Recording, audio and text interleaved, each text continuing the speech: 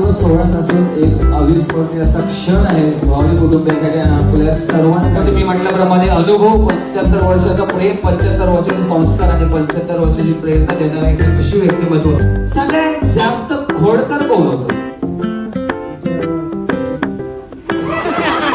चला, सगळ्यात जास्त अभ्यासू कोण होता? अभ्यास कोण? हे मात्र वाटतं चेहरा वाटतं. सगळ्यात जास्त शाळेत जायला रडायचं कोण?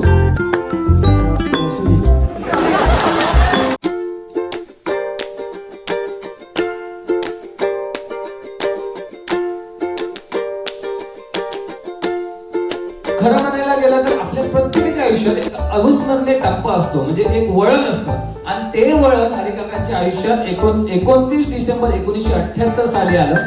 ते म्हणजे केंद्र सरकारच्या इंडियन ऑइल कंपनीत वांद्रे येथे नोकरी मिळाली. जरा जोरदार टाळ्या वाजवा. पिवळे पिवळे हरिण, पूर्ण एक एक वाक्य बोलायचं असतं ना. पिवळे पिवळे हरिण, त्याचे पिवळे पिवळे पाय, त्याचे पिवळे पिवळे पाय. संतोषराव. संतोषराव कुठे दिसत नाही. संतोषराव कुठे दिसत नाही. दुसरी पटवायला गेले की काय?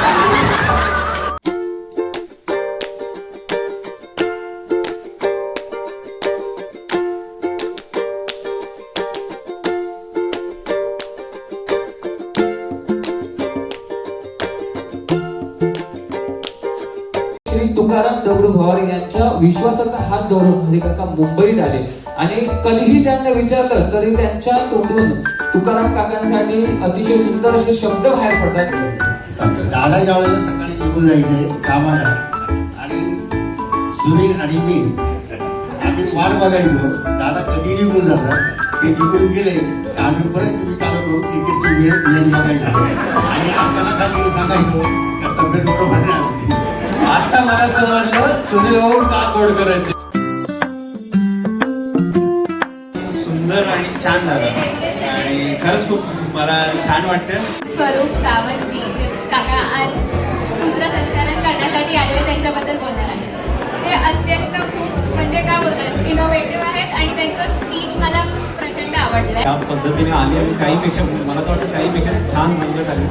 त्याबद्दल स्वरूपजी यांचं खूप खूप धन्यवाद. छोट्या भावाने स्वरूपजींचा प्रोफाईल पाहून कार्यक्रमासाठी त्यांना आमंत्रित केलं आणि खरंच खूप छान कार्यक्रम केला त्यांनी.